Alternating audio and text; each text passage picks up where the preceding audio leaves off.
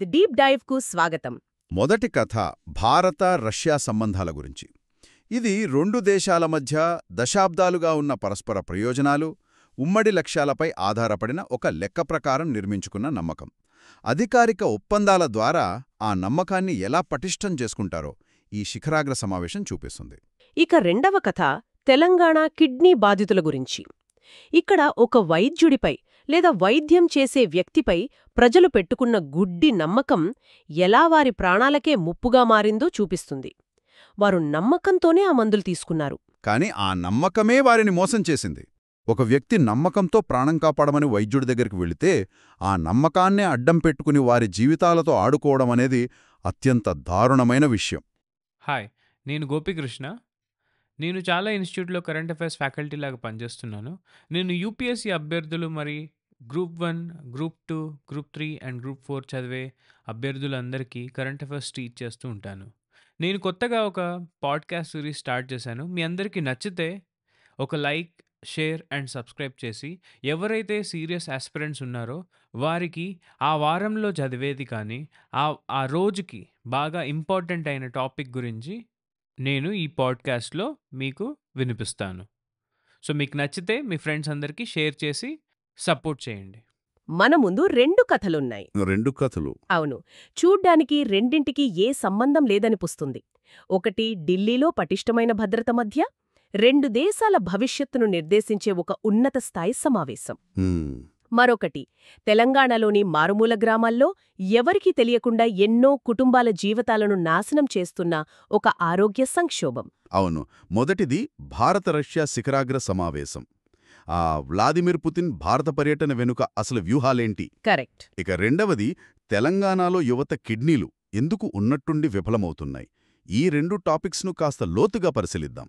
అయితే ఈ రెండు వేర్వేరు కథలను కలిపే ఒకే ఒక్క పదముంది, అదే నమ్మకం. ఒక కథ దేశాల మధ్య బలపడుతున్న నమ్మకాన్ని చూపిస్తే మరో కథ నమ్మకం పేరుతో జరుగుతున్న మోసాన్ని, దాని ప్రాణాంతక పరిణామాలను బయటపెడుతుంది. సో ఈరోజు మన లక్ష్యమేంటంటే ఈ రెండు టాపిక్స్లో అసలేం జరిగింది, దాని వెలకున్న అసలు కథేంటి అని లోతుగా మాట్లాడుకుని ఒక స్పష్టత తెచ్చుకుందాం. ఓకే, ముందుగా ఢిల్లీకి వెళ్దాం. రష్యా అధ్యక్షుడు వ్లాదిమిర్ పుతిన్ భారత పర్యటన. ప్రధానమంత్రి నరేంద్ర మోదీ గారు స్వయంగా ఎయిర్పోర్ట్కి వెళ్లి ఆయన్ని రిసీవ్ చేసుకోవడం చూస్తుంటేనే ఇది మామూలు మీటింగ్ కాదని అర్థమవుతోంది. ఖచ్చితంగా ఆ విజువల్స్ చాలా బలమైన సందేశాన్ని పంపాయి. నిజమే. అసలు ఈ పర్యటన జరిగిన సమయం అది చాలా కీలకమైనది. ఉక్రెయిన్లో యుద్ధం మొదలయ్యాక పుతిన్ భారత్కి రావడం ఇదే మొదటిసారి. అవును, కరెక్ట్. అంతేకాదు, తెర వెనుక మరో పెద్ద నాటకం నడుస్తోంది. అదే సమయంలో అమెరికా మాజీ అధ్యక్షుడు డొనాల్డ్ ట్రంప్ ఆధ్వర్యంలో శాంతి ప్రయత్నాలు. అవును, ఉక్రెయిన్లో శాంతి ప్రయత్నాలు ముమ్మరంగా జరుగుతున్నాయి. ఒకవైపు అమెరికా రాయబారులు క్రెమ్లిన్లో పుతిన్తో గంటల తరబడి చర్చిస్తున్నారు. మరోవైపు పుతిన్ ఢిల్లీలో మోదీతో సమావేశమవుతున్నారు. వావ్! అంటే ఇది ఒక రకమైన హైస్టేక్స్ జియోపొలిటికల్ చెస్ గేమ్ లాంటిదన్నమాట.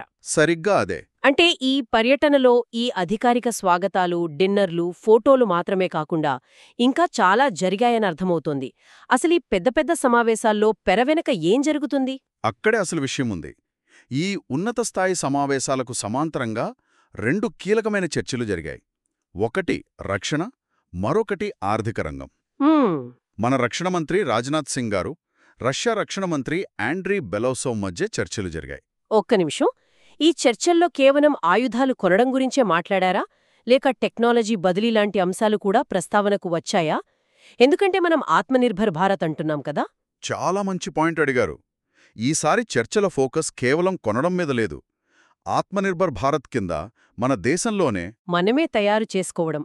అవును, మన రక్షణ పరికరాల తయారీ సామర్థ్యాన్ని ఎలా పెంచుకోవాలి అనే దానిపైనే ప్రధానంగా దృష్టి పెట్టారు. ముఖ్యంగా కొన్ని ప్రత్యేకమైన అత్యాధునిక సాంకేతికతలలో, అంటే నీష్ టెక్నాలజీస్ అంటారు కదా, వాటిలో కలిసి పనిచేయడం గురించి మాట్లాడారు. అంటే ఇది కేవలం కొనుగోలుదారు అమ్మకందారు సంబంధం నుండి ఒక భాగస్వామ్యం వైపు వెళ్తోందనడానికి ఇదొక సంకేతం. ఓకే, అది రక్షణ రంగం. మరి ఆర్థిక రంగంలో జరిగిన చర్చల సంగతేంటి? నిర్మలా సీతారామన్ గారు కూడా రష్యా ఉప ప్రధానితో సమావేశమయ్యారు కదా. అవును, అక్కడ జరిగిన చర్చల ఫలితం మనకు వెంటనే కనిపించింది. రష్యాకు చెందిన అతిపెద్ద బ్యాంక్ స్బేర్ బ్యాంక్. అవును, ఆ బ్యాంకు సీఈఓ హెర్మన్ గ్రెఫ్ ఢిల్లీలో ఒక పెద్ద ప్రకటన చేశారు. భారత్ రష్యాలు ఇకపై థర్డ్ పార్టీ టెక్నాలజీ ప్రమేయం లేకుండానే పెద్ద ఎత్తున లావాదేవీలు జరుపుతున్నాయని చెప్పారు. థర్డ్ పార్టీ టెక్నాలజీ లేకుండా అంటే స్విఫ్ట్ లాంటి అంతర్జాతీయ వ్యవస్థలను పూర్తిగా పక్కన పెడుతున్నారనేనా? దాని అర్థమేంటి? ఒకటి డాలర్ ఆధారిత పాశ్చాత్య వ్యవస్థ, మరొకటి చైనా, రష్యా వంటి దేశాలు నడిపే ప్రత్యామ్నాయ వ్యవస్థ. మరి మన స్థానమెక్కడా? ఇప్పుడు భారత్ ఈ 2 పడవల మీద కాళ్లు పెట్టి ప్రయాణం చేస్తోంది. ఇది వ్యూహాత్మకంగా తెలివైన పనే అయినా చాలా ప్రమాదంతో కూడుకున్నది కూడా. ఈ చర్య ఆ ప్రత్యామ్నాయ వ్యవస్థను బలోపేతం చేసే దిశగా వేసిన ఒక పెద్ద అడుగు. వావ్! అంతేకాదు, వాళ్ళు ఇంకో అడుగు ముందేసి భారత ఆర్థిక వ్యవస్థపై తమ నమ్మకాన్ని కూడా చూపిస్తున్నారు. మన స్టాక్ మార్కెట్లోని నిఫ్టీ 50 ఇండెక్స్పై ఫోకస్ చేసే ఫాస్ట్ ఇండియా అనే మ్యూచువల్ ఫండ్ను ప్రారంభిస్తున్నట్లు ప్రకటించారు. అంటే రష్యన్ డబ్బు నేరుగా మన మార్కెట్లోకి రాబోతోందన్నమాట. అవును. ఇది 2 దేశాల మధ్య ఆర్థిక బంధాన్ని పటిష్టం చేయడమే కాదు, రష్యా తన పెట్టుబడులకు పాశ్చాత్య దేశాలపై ఆధారపడటాన్ని తగ్గించుకోవడానికి కూడా చూస్తోందని చూపిస్తోంది. మొత్తానికి రక్షణ, వాణిజ్యం రెండింటిలోనూ ఈ బంధం మరింత వ్యూహాత్మకంగా మారుతోంది. ఇక ఈ భేటీలో ఉన్న మరో పెద్ద యాంగిల్ ఉక్రెయిన్ శాంతి ప్రయత్నాలు. పుతిన్ తన భారత పర్యటనకు ముందు ఇండియా టుడేకి ఒక ఇంటర్వ్యూ ఇచ్చారు. అవును.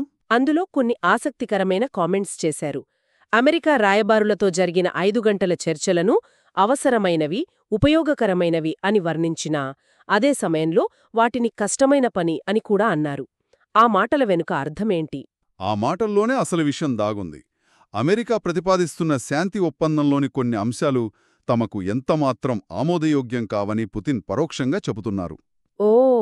మరోవైపు ట్రంప్ మాత్రం తన రాయబారులు స్టీవ్ విట్కాఫ్, జేర్డ్ కుష్నర్ ఆ చర్చల తర్వాత పుతిన్ ఒప్పందానికి సిద్ధంగా ఉన్నారని చాలా నమ్మకంగా ఉన్నారు. మరి సమస్య ఎక్కడొస్తోంది? అసలు సమస్య ఎక్కడ వస్తోందంటే, రష్యా ఆక్రమించుకున్న భూభాగాన్ని ఉక్రెయిన్ వదులుకోవాలా లేదా, భవిష్యత్తులో ఉక్రెయిన్కు ఎలాంటి భద్రతా హామీలు ఇవ్వాలి, ఈ 2 ప్రశ్నల దగ్గరే చర్చలు ఆగిపోయాయి. అయితే రష్యాతో ఈ స్నేహం బాగానే ఉంది. కాని దీనివల్ల అమెరికా, యూరప్తో మన సంబంధాలు దెబ్బతినే ప్రమాదం లేదా? వాళ్లు మనల్ని తప్పుగా అర్థం చేసుకోరా? ఇది చాలా కాలంగా భారతదేశం ఎదుర్కొంటున్న సవాలు. దీన్నే వ్యూహాత్మక స్వయం ప్రతిపత్తి అంటారు. Strategic autonomy. కరెక్ట్. అంటే ఏ ఒక్క దేశానికి పూర్తిగా కట్టుబడి ఉండకుండా మన జాతీయ ప్రయోజనాలకు అనుగుణంగా అందరితోనూ సంబంధాలు కొనసాగించడం. ఇది చాలా సున్నితమైన బ్యాలెన్సింగ్ యాక్ట్. ప్రస్తుతానికి భారత్ ఆ బ్యాలెన్స్ను విజయవంతంగా నిర్వహిస్తోంది. ఈ శిఖరాగ్ర సమావేశం ఆ బ్యాలెన్సింగ్లో ఒక ముఖ్యమైన భాగం. మనం ఇందాక దేశాల మధ్య వ్యూహాత్మక ఒప్పందాల గురించి, ఉన్నత స్థాయిలో నిర్మించుకునే నమ్మకం గురించి మాట్లాడుకున్నాం. కానీ క్షేత్రస్థాయిలో సామాన్య ప్రజల జీవితాలను ప్రభావితం చేసే వ్యవస్థలు ఎలా పనిచేస్తున్నాయి? ముఖ్యంగా ప్రజలు గుడ్డిగా నమ్మాల్సిన అధికారిక వ్యవస్థలు అంటే వైద్య వ్యవస్థ విఫలమైనప్పుడు ఏం జరుగుతుంది? ఈ ఆలోచన మనల్ని తెలంగాణలో వెలుగు చూసిన ఒక ఆందోళనకరమైన కథనం వైపు తీసుకెళ్తోంది. అవును. ఇది వింటుంటేనే మనసు చువుక్కుమంటుంది. తెలంగాణలో చాలామంది యువకులు, ముఖ్యంగా 30-40 ఏళ్ల వయస్సులో ఉన్నవాళ్లు, కుటుంబానికి ఆసరాగా నిల్చేవాళ్లు. అవును, వాళ్ళున్నట్టుండి కిడ్నీ వైఫల్యంతో కుప్పకూలిపోతున్నారు. ఇక్కడే అసలు నమ్మలేని విషయం బయటపడింది. కిడ్నీ ఫెయిల్యూర్ అనగానే మనకు గుర్తొచ్చేది షుగర్, బీపీ. కానీ ఈ బాధితుల్లో చాలామందికి అలాంటి ఆరోగ్య సమస్యలే లేవు. ఏమీ లేవు. మరి వాళ్ల కిడ్నీలు ఎందుకిలా ఉన్నట్టుండి ఆగిపోతున్నాయి? ఈ ప్రశ్నే చాలా భయంకరమైన నిజాలను బయటపెట్టింది. ఈ ప్రశ్నకు సమాధానం వెతుక్కుంటూ ఉస్మానియా, అపోలో హాస్పిటల్స్ నెఫ్రాలజిస్టులు చేసిన ఒక అధ్యయనం, అది ఇండియన్ జర్నల్ ఆఫ్ నెఫ్రాలజీలో ప్రచురితమైంది. ఓకే. వాళ్ళు కారణం తెలియని దీర్ఘకాలిక కిడ్నీ వ్యాధి అంటే CKDUతో బాధపడుతున్న 75 మంది రోగుల్ని పరిశీలించారు.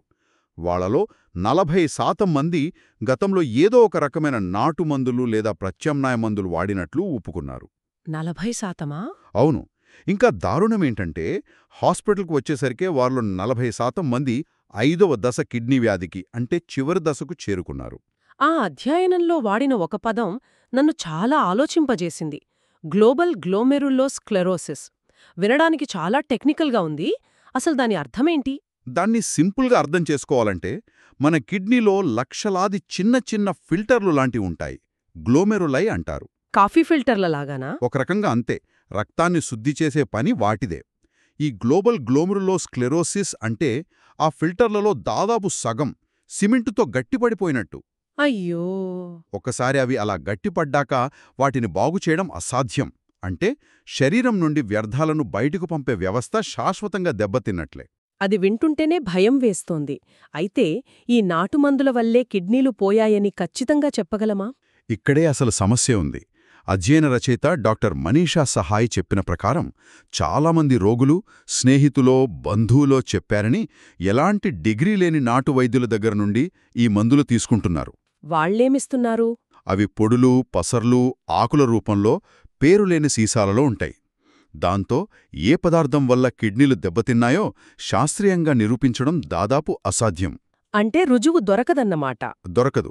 మా దగ్గరకొచ్చిన ఒక 35 ఏళ్ల కుర్రాడి కేసు నాకు గుర్తుంది. లారీ డ్రైవర్, 2 పిల్లలు.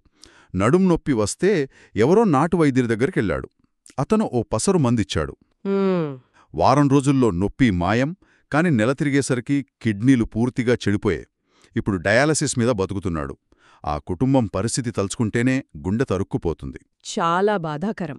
అసలు ప్రజలు ఈ నాటు వైద్యుల దగ్గరకు ఎందుకు వెళ్తున్నారు? మంచి క్వాలిఫైడ్ డాక్టర్లు ఉండగా? దానికి చాలా కారణాలున్నాయి. 1 ఖర్చు. కార్పొరేట్ హాస్పిటల్లో వైద్యం చాలా ఖరీదైనది. 2 అందుబాటు. పల్లెల్లో వెంటనే అందుబాటులో ఉండేది ఇలాంటి నాటు వైద్యులే. 3వది అవగాహనలేమేమో. ఖచ్చితంగా. అన్నిటికన్నా ముఖ్యమైనది తక్షణ ఉపశమనం కోసం ఆశ. ఈ బలహీనతనే వాళ్లు ఆసరాగా చేసుకుంటున్నారు. Telangana medical council vice chairman doctor G. Srinivas చెప్పిన ఒక ఉదాహరణ వింటే ఒళ్ళు గగురు పుడుతుంది. ఏమిటది? తక్షణమే నొప్పి తగ్గించడానికి కొందరు నాటు వైద్యులు ఒక కాక్టైల్ ఇంజెక్షన్ ఇస్తారట. కాక్టైలా? అవును. అందులో ఒకటి డెక్సామెథజోన్. ఇది చాలా పవర్ఫుల్ స్టీరాయిడ్, ప్రాణం కాపాడే మందు. కానీ విచ్చలవిడిగా వాడితే శరీరాన్ని నాశనం చేస్తుంది. Oh my god! రెండోది డైక్లోఫెనాక్. ఇది మనందరికీ తెలిసిన పెయిన్ కిల్లరే. కానీ ఈ రెండింటినీ కలిపి ఎలాంటి లెక్కపత్రం లేకుండా ఇవ్వడం వల్ల కిడ్నీలోని సున్నితమైన ఫిల్టర్లు నేరుగా కాలిపోతాయి. అంటే నొప్పి అప్పటికి తగ్గుతుంది. అవును, అప్పటికి తగ్గుతుంది. కానీ జీవితకాలానికి కిడ్నీలు ఆగిపోతాయి. ఇది వైద్యం పేరుతో జరుగుతున్న ఒక హత్యలాంటిది. అంటే ఇక్కడ సమస్య కేవలం నాటు వైద్యులే కాదు, వాళ్లు వాడుతున్న మందులపై ఎలాంటి నియంత్రణ లేకపోవడం కూడా ఒక కారణం. ఖచ్చితంగా. ఈ మందుల డోస్ ఎంత, వాటి సైడ్ ఎఫెక్ట్స్ ఏంటి, అవి వేరే మందులతో కలిస్తే ఏమవుతుంది అనే దానిపై ఎలాంటి శాస్త్రీయ ఆధారం ఉండదు. ఒక వ్యక్తి నమ్మకంతో ప్రాణం కాపాడమని వైద్యుడి దగ్గరికి వెళితే ఆ నమ్మకాన్నే అడ్డం పెట్టుకుని వారి జీవితాలతో ఆడుకోవడమనేది అత్యంత దారుణమైన విషయం. ఈరోజు మనం చర్చించిన 2 కథలు, ఒకటి అత్యున్నత స్థాయిలో దేశాల మధ్య జాగ్రత్తగా వ్యూహాత్మకంగా నిర్మించుకుంటున్న నమ్మకం గురించి. అవును.